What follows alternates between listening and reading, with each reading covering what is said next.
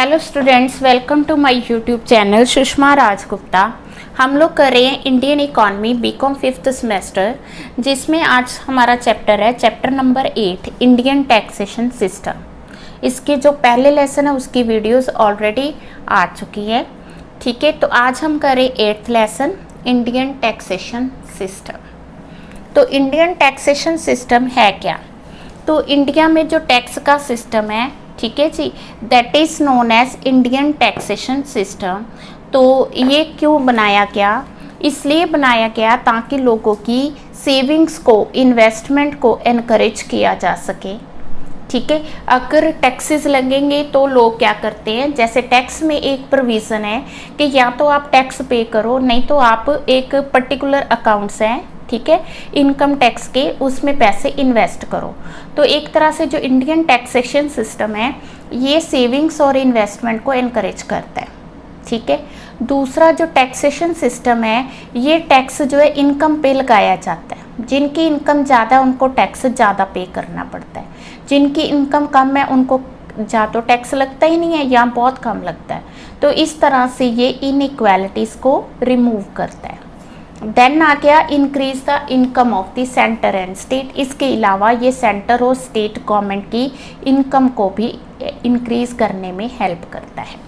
ये mobilise resources, लोगों का पैसा, लोग जिनके पास ज़्यादा इनकम है उन लोगों का पैसा उनसे एज अ टैक्स लेके, ये पैसा कहाँ पे देता है? गवर्नमेंट टैक्स लेती है, टैक्स लेके फिर ये पब्लिक पे ही पैसा खर्च करती है। एक तरह से अमीरों से पैसा लेके क्या होता है, गरीबों तक पहुंचता है। तो इस तरह ये रिसोर्सेज को मोबिलाइज करने में हेल्प करता है। अब जो है टैक्स की अगर हम डिफाइन करें तो टैक्स होता क्या है? Tax is a compulsory payment. Compulsory है ना, जिस पर्सन की इनकम ज़्यादा उसको टैक्स लग रहा है, तो it is a compulsory payment for public purpose. किस लिए है? पब्लिक के फ़ायदे के लिए है। तो इंडिया में जो इनकम टैक्स है वो दो तरह का है, एक है डायरेक्ट टैक्स और दूसरा है इनडायरेक्ट टैक्स। ठीक है, डायरेक्ट टैक्स उसी पे चार्ज किया जाता है जिसकी इनकम होती है। ठीक है, जैसे एक पर्सन है, उसकी total income more than 5 lakh rupees है। अब उसकी इनकम क्योंकि ज़्यादा लिमिट से, तो उसको क्या लगेगा? टैक्स लगेगा। एक ही इनकम है, एक को ही टैक्स पे करना पड़ा, that is known as direct tax. Indirect tax क्या है? इनडायरेक्ट टैक्स वो टैक्स है जो इम्पोज किसी और पे होता है और चार्ज किसी और पे किया जाता है। अल्टीमेट बर्डन किसी और पे पड़ता है और पे कोई और करता है। ठीक है, जैसे मैन्युफैक्चरिंग के केस में एक बार मैन्युफैक्चरर टैक्स पे करता है, पर उसका जो अल्टीमेट बर्डन है वो किस पे होता है? कंज्यूमर पे होता है। That is known as indirect tax. ठीक है, अब कोलगेट बनाने वाली कंपनी ने जब मैन्युफैक्चरिंग की तो उसने टैक्स पे कर दिया। ठीक है, बट जब हमने कोलगेट खरीदा, टूथपेस्ट खरीदा, तो वो जो प्राइस हम पे कर रहे हैं उसमें टैक्स इंक्लूडेड है। यानी कि अल्टीमेट पे किसने किया? हमने किया, कंज्यूमर ने किया। ठीक है, अल्टीमेट बर्डन हम पे पड़ा, पर पे किसने किया था? कंपनी ने, जब उसने मैन्युफैक्चरिंग की थी। That is known as indirect tax. और डायरेक्ट टैक्स जो पे कर रहा है उसी पे उसका बर्डन पड़ रहा है, तो that is known as direct tax. Indian taxation system की फीचर्स क्या है? सबसे पहली फीचर है कि जो इंडियन टैक्सेशन सिस्टम है, टैक्स रेवेन्यू मतलब जो भी उससे हो रहा है इनकम टैक्स से या इनडायरेक्ट टैक्स से, वो नेशनल इनकम का कितना परसेंट है या क्या रेशो है। तो ये हमें जो डाटा प्रोवाइड किया, it is a ratio of total tax of central and state government to GDP. GDP की रेशो दी है। तो 50-51 में जो टैक्सेस थे वो सिर्फ 6.4 कॉन्ट्री कर रहे थे टुवर्ड्स द क्या? जीडीपी। 70-71 में रेशो 11.5 होगी। 2010-11 मतलब टोटल जीडीपी का जो रेवेन्यू है वो कितना है? 14.7। देन 15-16 में कितना हो गया? 16.9। वैसे तो राइज कर रहा है बट ओवरऑल देखा जाए अभी भी कम है। इंडियन टैक्सेशन सिस्टम की ये भी खासियत है कि जो इंडियन टैक्सेशन सिस्टम है मल्टीपल है। मल्टीपल मतलब कुछ डायरेक्ट टैक्सेस है, कुछ इनडायरेक्ट टैक्सेस है। यहाँ वेल्थ पे भी टैक्स लगता है, गिफ्ट पे भी टैक्स लगता है, इनकम पे भी टैक्स लगता है। तो इंडिया में जो टैक्सेशन सिस्टम है वो मल्टीपल है। सर्विसेज पे भी टैक्स लग रहा है, सर्विस टैक्स अलग है, जीएसटी अलग है, तो एक्साइज ड्यूटी अलग है। कहने का मतलब ये है कि यहाँ पे जो टैक्सेशन सिस्टम है मल्टीपल है। ठीक है, अभी 2017 में जो हमारी गवर्नमेंट थी, गवर्नमेंट ने जीएसटी अप्लाई किया, उससे क्या हो गया, इनडायरेक्ट टैक्सेस कुछ कंबाइन हो गए, but even then multiple taxation system है। ठीक है, शेयर ऑफ डायरेक्ट और इनडायरेक्ट टैक्सेस, अगर हम बात करें कि डायरेक्ट टैक्सेस इंडिया में ज़्यादा है कि इनडायरेक्ट टैक्सेस ज़्यादा है, तो पॉइंट ये है कि 50-51 में डायरेक्ट टैक्सेस इंडिया में 36.8% थे और इनडायरेक्ट इतने थे। बट 2015-16 में जो डाटा कलेक्ट हुआ है उसमें 54.6% डायरेक्ट है, मीन्स डायरेक्ट टैक्सेस पहले से ज़्यादा हुए और इनडायरेक्ट की रेशो जो है, परसेंटेज जो है वो कम होगी। नेक्स्ट फीचर क्या है हमारी, dependence of tax structure on a few selected taxes. मतलब जो इंडियन टैक्सेशन सिस्टम इस तरह से बना हुआ है कि जो हमारी टैक्स स्ट्रक्चर है वो कुछ टैक्सेस पे ज़्यादा बेस्ड है। जब हम बात करते हैं डायरेक्ट टैक्सेस की तो कारपोरेशन टैक्स और इनकम टैक्स पे ज़्यादा बर्डन है, मींस ज़्यादा इनकम यहीं से हो रही है। जब हम इनडायरेक्ट टैक्स की बात करते हैं तो custom duty, service tax, excise tax, इनके मतलब कि ज़्यादा डिपेंडेंट है या ज़्यादा प्रपोर्शन इनका होता है। ठीक है, तो कहने का मतलब ये है कि काफ़ी टैक्सेस ऐसे हैं, जैसे वेल्थ टैक्स हो गया, गिफ्ट टैक्स हो गया, जिनका मतलब आउटपुट बहुत ही कम है।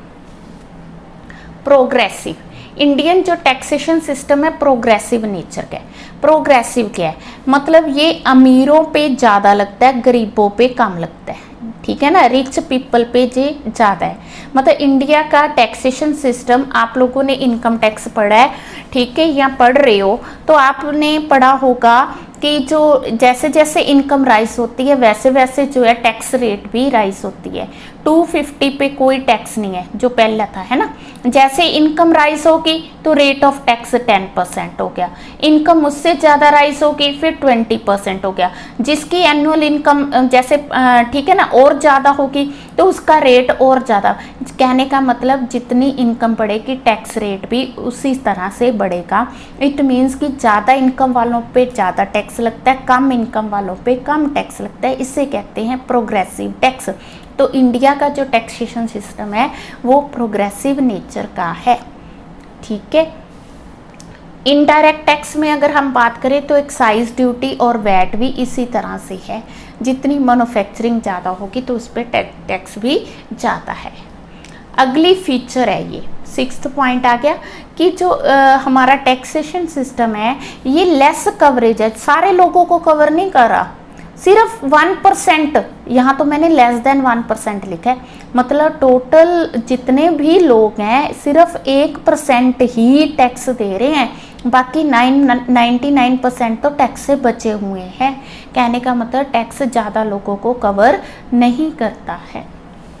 टैक्स इवेजन है, तो क्यों बचे हुए हैं, क्योंकि बहुत सारे लोग ऐसे हैं जो टैक्स की लिमिट्स में तो आते पर टैक्स पे नहीं करते, क्योंकि वो टैक्स को इवेड कर रहे हैं। इवेड करना मतलब बचना।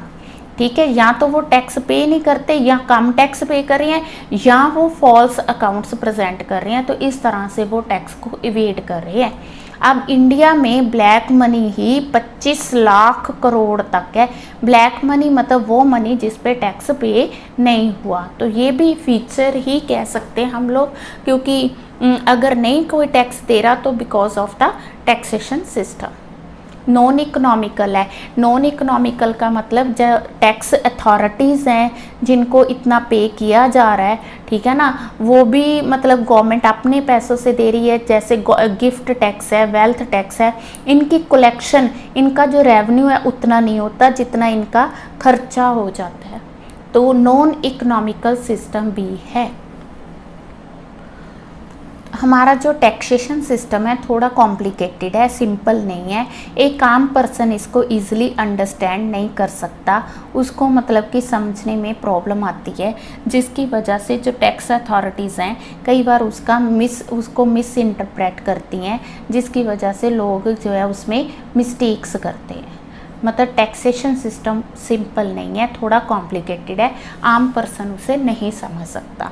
सेक्टरल इम्बैलेंसेस है, जैसे इंडिया में एग्रीकल्चर पे टैक्स बहुत कम लगता है या नहीं लगता है, ठीक है, तो जिसकी वजह से हम कह सकते हैं कि सेक्टरल इम्बैलेंसेस है। अब नॉन एग्रीकल्चर पे टैक्स, इंडस्ट्री पे बहुत ज़्यादा टैक्स लगता है, जिसकी वजह से इंडस्ट्री इतनी सेटअप नहीं हो पा रही है। अब इंडिया में जो लास्ट डाटा आया है, नॉन एग्रीकल्चर पे तो इतना टैक्स लगा 3,20,839, और जो एग्रीकल्चर है उसने सिर्फ 182 करोड़ का टैक्स दिया। देखा जाए तो कितना ज़्यादा डिफरेंस है, तो ये सेक्टरल इम्बैलेंसेस को शो करता है, ठीक है। More revenue from central tax, India का सिस्टम इस तरह से है कि जो सेंट्रल टैक्सेस हैं वहाँ से ज़्यादा रेवेन्यू हो रहा है as compare to state taxes. Central level पे टैक्सेस ज़्यादा लगाए जा रहे हैं। Composition shift in the tax structure, compositional में हम बात करेंगे कि जो कारपोरेशन टैक्स है वो ज़्यादा राइज कर रहा है as compare to individual tax, ठीक है। कंपोजिशन में मतलब किस चीज़ का टैक्स ज़्यादा आ रहा है, तो जनरल सेल टैक्स जो है वो भी राइज कर रहा है, पहले ये 20% था, 43% हो गया। इसके अलावा जो है सर्विस टैक्स भी पहले से काफ़ी राइज हुआ है। कंपोजिशन मतलब किन किन चीज़ों पे टैक्स लग रहा है, ठीक है जी। जब हम सेक्टर की बात कर रहे हैं तो सेक्टर्स में आ गया कि एग्रीकल्चर पे कितना है, इंडस्ट्री पे कितना है, तो इस तरह से आ गया, ठीक है ना, क्लियर है। अब आ गया कि इंडियन टैक्सेशन सिस्टम के डिफेक्ट्स क्या हैं। तो पहला डिफेक्ट यही है कि अनसाइंटिफिक है। अनसाइंटिफिक क्यों है? बिल्कुल भी एनालिसिस नहीं किया जाता कि अगर टैक्स इम्पोज किया जाएगा तो उससे कितना रेवेन्यू होगा, और जो रेवेन्यू होगा वो कहाँ कहाँ पे हमने एक्सपेंस करना है, उसका खर्चा कहाँ करना है। मीन्स इस चीज़ को बिल्कुल भी एनालिसिस नहीं किया जाता।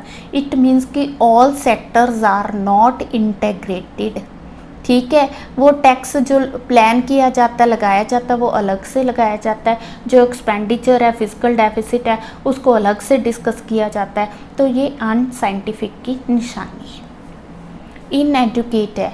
मतलब जितना भी टैक्स कलेक्ट किया गया, जैसे मैंने पहले बताया कि वो प्री प्लान्ड नहीं होता, प्रॉपर प्लान्ड नहीं होता है। जब वो प्रॉपर प्लान्ड नहीं है तो उसी की वजह से गवर्नमेंट को सोर्स ऑफ रेवेन्यू तो टैक्स ही है, मेजर सोर्स ऑफ रेवेन्यू तो टैक्स ही है। अब गवर्नमेंट ने खर्चे भी करने हैं। होता क्या है कि गवर्नमेंट के एक्सपेंडिचर ज़्यादा होते हैं, रेवेन्यू कम होता है, जिसकी वजह से डेफिसिट आता है। फिर फिजिकल डेफिसिट की वजह से क्या होता है, नई करेंसी इशू होती है, कई तरह के इश्यूज अराइज होते हैं। क्यों हो रहे हैं? बिकॉज इट इज़ अनसाइंटिफिक, या कह लो कि it is not pre planned. Lack of equity, lack of equity में हम कहेंगे कि जो टैक्सेस लगाए जाते हैं उसमें इक्वालिटी पे बिल्कुल ध्यान नहीं दिया जाता। अब डायरेक्ट टैक्स, ठीक है, डायरेक्ट टैक्स जो है अमीरों पे लगता है, ठीक है, उसी पे लगेगा जिसकी इनकम ज़्यादा है। जिसकी इनकम ज़्यादा उसका टैक्स भी ज़्यादा होगा, ठीक है, फिर डायरेक्ट टैक्स ओके है। बट जो इनडायरेक्ट टैक्स है, जैसे मैंने पहले बताया कि उसका अल्टीमेट बर्डन कंज्यूमर पे पड़ता है। अब कंज्यूमर जो है रिच भी हो सकता है, पुअर भी हो सकता है। अब जो है रूटीन की चीज़ें, जैसे मैंने कोलगेट टूथपेस्ट की एग्जांपल ली थी, कोई भी चीज़ ले लो, हर एक मैन्युफैक्चर्ड गुड्स पे इनडायरेक्ट टैक्स लगता है, जिसका अल्टीमेट बर्डन किस पे पड़ रहा है, पुअर पे पड़ रहा है। तो इसमें बिल्कुल भी इक्विटी पे ध्यान नहीं दिया जाता। किस केस में? इनडायरेक्ट टैक्सेस के केस में। यूनिफॉर्मिटी नहीं है कि जो हम चीज़ों पे टैक्स लगा रहे हैं वो उस केस में यूनिफॉर्मिटी नहीं है, ठीक है जी।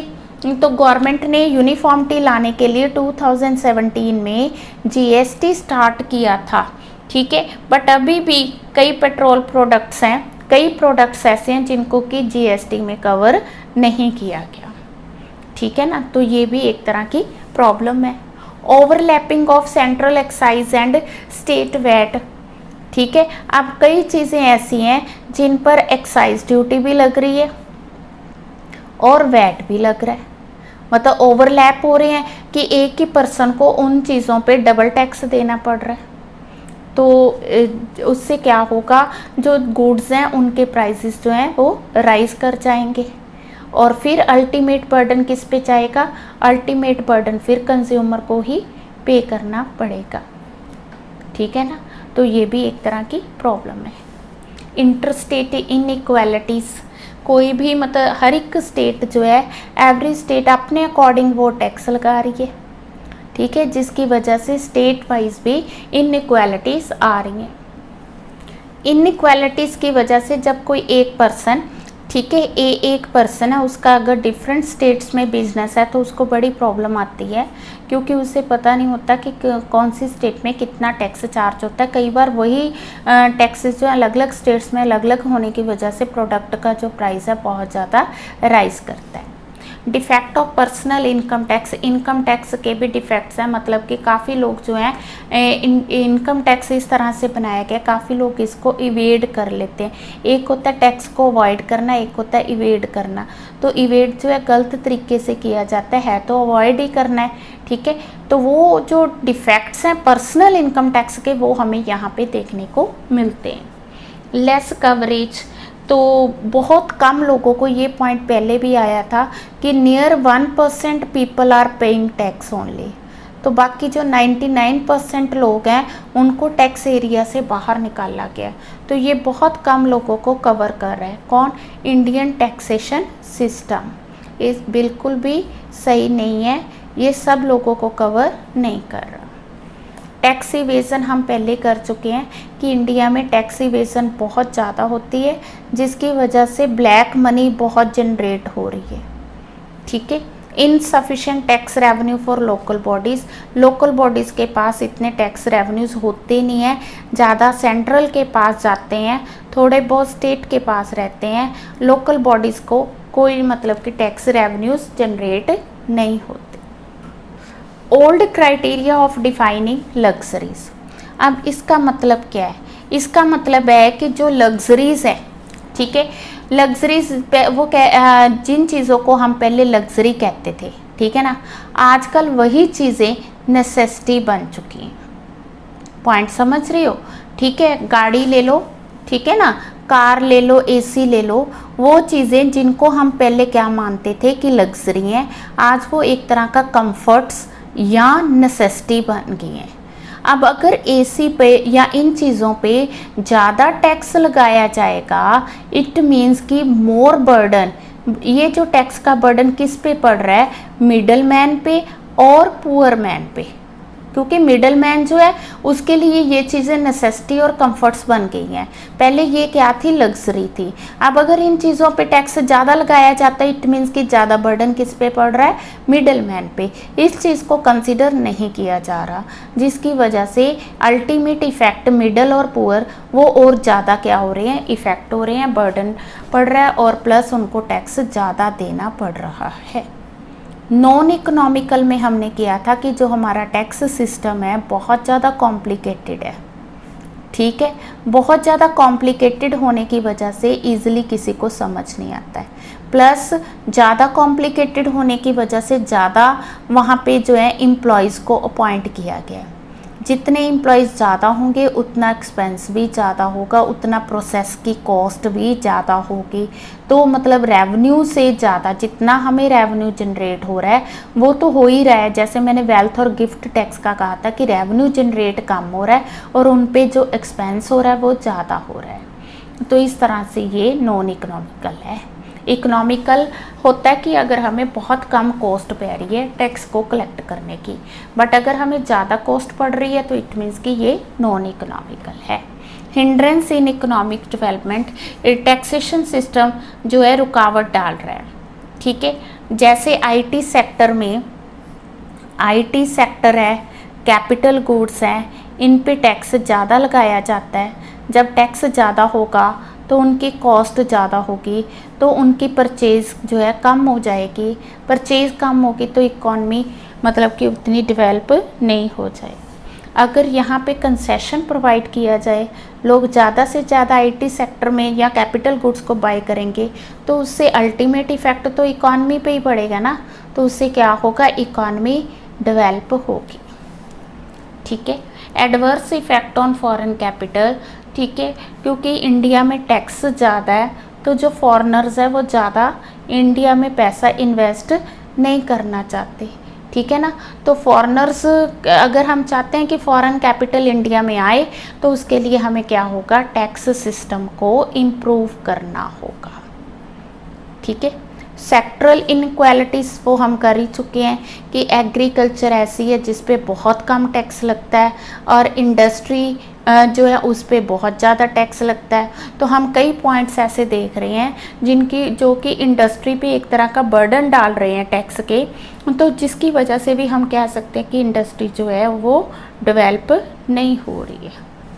कॉम्प्लिकेटेड हम कर चुके हैं कि जो इंडियन टैक्सेशन सिस्टम है उसकी जो प्रोसेसिंग थोड़ी कॉम्प्लिकेटेड है।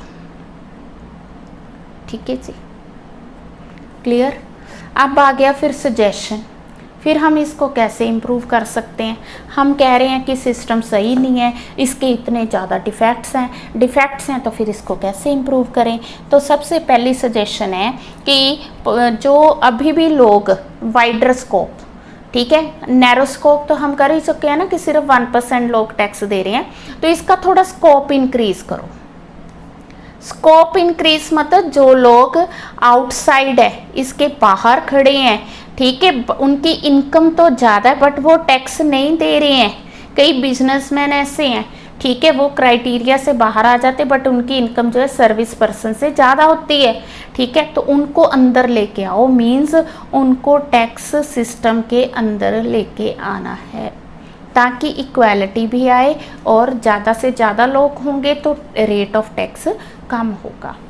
डायरेक्ट टैक्स ज़्यादा लगाएं, हम लोग दोनों को डिफाइन कर चुके हैं।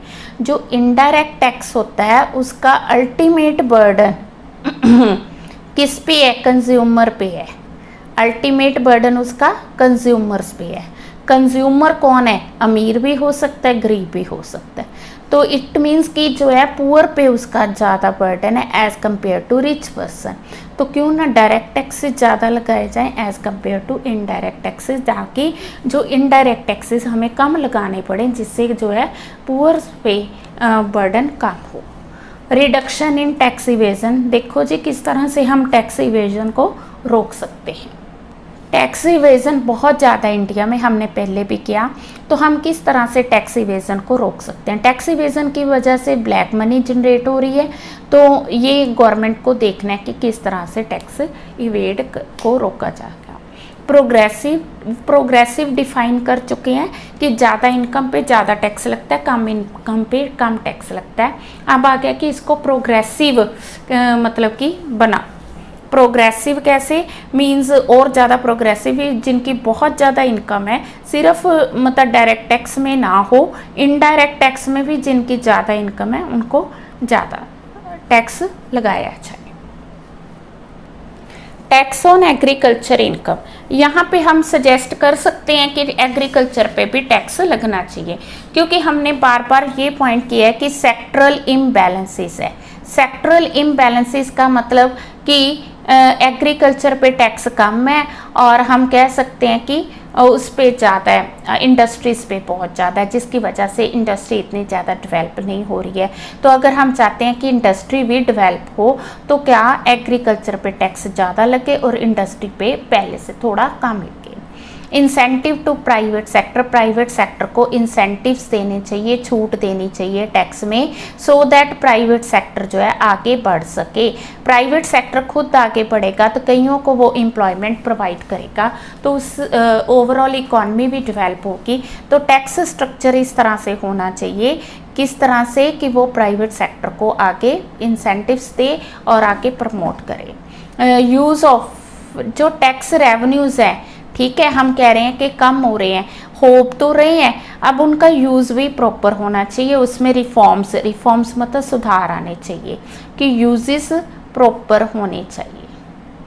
ठीक है, फ्लेक्सिबिलिटी होनी चाहिए। ये नहीं कि हमने एक बार टैक्स इम्पोज कर दिया उसके बाद बस ठीक है ओके, नहीं, हमें उसका टाइम टू टाइम देखना चाहिए, रिवाइज करना चाहिए कि जो हमने टैक्सेस लगाए हैं वो सही है, उसमें कोई चेंजेस की ज़रूरत है, अगर ज़रूरत है तो वो चेंजेस जो है हमें करनी चाहिए। Rationalization of the taxation system, जो हमारा टैक्सेशन सिस्टम है उसको रैशनलाइज किया जाए। रैशनलाइज करने का मतलब है और ज़्यादा सही होना चाहिए।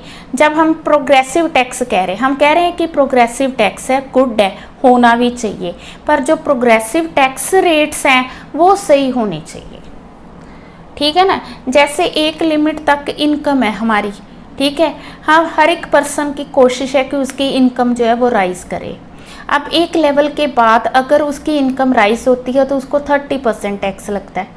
अब वो पर्सन इतने एफर्ट्स कर रहा है, उसको ये लगता है कि अगर मैं कुछ अर्न करूँगा, 10,000 अर्न करूँगा तो 3,000 उसमें टैक्स चला जाएगा, मेरे पास तो सिर्फ 7,000 ही बचेगा। कहने का मतलब ये है कि ये जो प्रोग्रेसिव टैक्स रेट्स हैं वो तो होनी चाहिए, पर ये थोड़ी रिड्यूस करके इनको हम कम भी कर सकते हैं। होना चाहिए बट कितना होना चाहिए, थोड़ी टैक्स रेट हम डिक्रीज़ कर सकते हैं, इस तरह से रैशनलाइज कर सकते हैं। टैक्सेशन सिस्टम सिंपल होना चाहिए, बहुत ज़्यादा कॉम्प्लिकेटेड है, ठीक है। देन टैक्सेस इस तरह से होनी चाहिए कि ये सेविंग्स को प्रमोट करें, ठीक है, इन्वेस्टमेंट को प्रमोट करें, तो ये रैशनलाइज होने चाहिए। और जो टैक्स सिस्टम है ब्रॉड बेस्ड होना चाहिए। ब्रॉड बेस्ड, हम कह रहे हैं कि नैरो बेस्ड है, ठीक है, बहुत कम लोग हैं जो टैक्स को पे कर रहे हैं। टैक्स का अगर कोई बाय चांस डिस्प्यूट अराइज हो भी जाता है, ठीक है, किसी वजह से, तो वो क्विक सेटल होना चाहिए। अगर वो पेंडिंग पड़ा रहता है तो इससे दोनों पार्टीज का लॉस है, ठीक है। तो टैक्स सिस्टम इस तरह से होना चाहिए, सेटलमेंट भी जो डिस्प्यूट अराइज हुआ और कुछ ही देर में वो सॉल्व भी हो गया। अब हुआ क्या कि गवर्नमेंट ने भी टैक्स सिस्टम को इम्प्रूव करने के लिए काफ़ी एफर्ट्स किए। सबसे पहले गवर्नमेंट ने टैक्सेशन इंक्वायरी कमीशन बिठाया, ठीक है। वो कमीशन जो है 1953 में आया under the chairmanship of doctor John मठाई। अब इन्होंने अपनी सजेशंस दी हैं। सबसे पहले उन्होंने ये कहा कि जो डायरेक्ट टैक्स है उस पर ज़्यादा स्ट्रेस देना चाहिए। दूसरी इन्होंने जो सजेशंस दी है कि नेसेसिटीज़ पे टैक्स कम से कम होना चाहिए, और जितना भी रेवेन्यू से जितना भी टैक्सेस से रेवेन्यू होगा उसको हमने सोशल सर्विसेज पे एक्सपेंड करना है, ठीक है। ये जो है टैक्सेशन इंक्वायरी कमेटी ने सजेशंस दी। उसके बाद प्रोफेसर कॉल्डर रिपोर्ट आई। 1956 में एक और कमेटी बनाई गई जिसे कहते हैं कैल्डोर कमेटी। इन्होंने जो टैक्सेशन का स्कोप था, स्कोप ऑफ टैक्सेशन को इन्होंने ज़्यादा वाइडन कर दिया। पहली बात, ठीक है, इन्होंने कहा कि पर्सनल इनकम टैक्स होना चाहिए। क्या? पर्सनल इनकम टैक्स पे स्ट्रेस दिया, ठीक है जी। तो इन्होंने कंपलसरी ऑडिटिंग ऑफ अकाउंट्स को कंपलसरी कर दिया। जैसे जैसे मतलब कि इम्प्रूवमेंट्स हुई हैं, रिफॉर्म्स आए हैं, तो उसके बारे में हम बात कर रहे हैं, ठीक है, क्लियर है। देन उसके बाद आई report of direct taxation committee, ठीक है। ये जो कमेटी है 1970 में सेटअप हुई, तो इसने अपनी जो रिकमेंडेशंस हैं 76-77 में दी। सबसे पहले इसकी जो रिकमेंडेशन थी that was reduction in tax rate, भी जो टैक्स रेट्स हैं उनको रिड्यूस करना चाहिए, ठीक है। तो वो जो इनकम टैक्स था पहले 97% रेट था, उसको रिड्यूस करके 77% किया गया। कब? 74-75 में।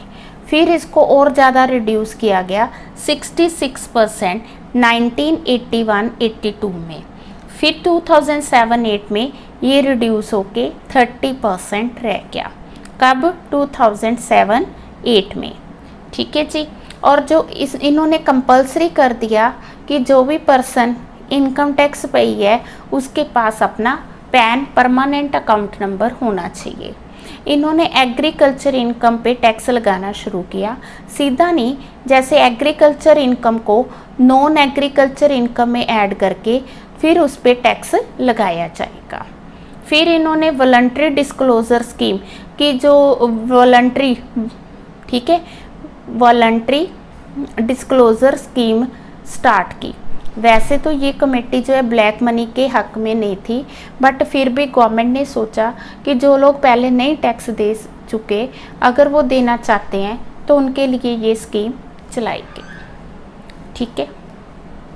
Then I Jha committee. ये जो कमेटी है 1977 में सेटअप हुई थी। इन्होंने जो रिकमेंडेशंस दी हैं तो पहली थी कि जो टैक्सेशन सिस्टम है फ्लेक्सिबल होना चाहिए, जो अब तक नहीं था। दूसरा, वो जो इनकम टैक्स है वो प्रोग्रेसिव नेचर का होना चाहिए, अभी तक जैसे 30% था। ठीक है जी। तीसरा, इन्होंने कहा है कि जो एक्साइज ड्यूटी है उसको राइज करना चाहिए, एक्साइज ड्यूटी इन्होंने राइज करने पे जोर दिया। और इन्होंने इंट्रोड्यूस किया वैट, वैल्यू एडिड टैक्स। ठीक है। और इन्होंने जो ऑक्ट्राई थी उसको ख़त्म कर दिया, ऑक्ट्राई ड्यूटी जो है उसको बिल्कुल ही अबॉलिश कर दिया। ठीक है जी। इसके बाद राजा जे चलैया कमेटी आई। ये जो कमेटी है 29 अगस्त 1991 में आई। ठीक है। इसने जो अपनी रिपोर्ट सबमिट करवाई वो 1992 में करवाई। इसकी जो रिकमेंडेशन थी वो थी कि जो टैक्स सिस्टम है वो सिंपल होना चाहिए and should be acceptable to all. ठीक है। सिंपल होना चाहिए। वेल्थ टैक्स जो है वो लगाना ज़रूरी है। इन्होंने वेल्थ टैक्स पे भी स्ट्रेस दिया कि वेल्थ टैक्स होना चाहिए। ठीक है। और इसके अलावा जो फॉरेन कंपनीज़ हैं, क्योंकि 91 में वो भी आ गई थी अपनी लिबरलाइजेशन, प्राइवेटाइजेशन, ठीक है, जिसकी वजह से उन्होंने कहा है कि जो फॉरेन कंपनीज़ हैं उन पे जो टैक्स रेट है दैट शुड बी रिड्यूस्ड। ठीक है। अगर कोई इंडस्ट्री बैकवर्ड एरिया में सेटअप होती है तो उसको भी टैक्स कंसेशन देना चाहिए। तो ये रिकमेंडेशंस दी थी राजा जे चलैया कमेटी ने। तो गवर्नमेंट ने टाइम टू टाइम जो है अलग अलग कमेटी सेटअप की ताकि उनकी रिकमेंडेशंस के अकॉर्डिंग फिर आगे जो है टैक्स सिस्टम तैयार किया गया। ठीक है। देन आ गई डॉक्टर विजय एल केलकार कमेटी। हाँ जी, 2002 में इस कमेटी ने अपनी रिकमेंडेशंस दी हैं। पहले तो उन्होंने टैक्स एडमिनिस्ट्रेशन के बारे में रिकमेंडेशंस दी हैं। ठीक है। फर्स्ट उन्होंने कहा है कि जो भी टैक्स पेयर्स हैं उनके पास पैन नंबर होना ज़रूरी है। दूसरा, ऑनलाइन रिटर्न जो है वो भी फिल की जा सकती है, जो अब तक पॉसिबल नहीं थी। ठीक है। तो अकाउंटेबिलिटी ऑफ ऑफिसर्स होनी चाहिए, जो भी ऑफिसर्स हैं they should be accountable regarding the payment of tax.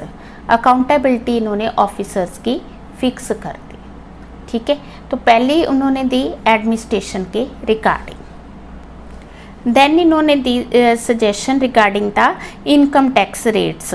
भी जो इनकम टैक्स है वो जैसे मैन के लिए, वर्किंग मैन के लिए इन्होंने लिमिट 1 लाख रखी है, सीनियर सिटीज़न और वोमेन के लिए 1,50,000 रखी है।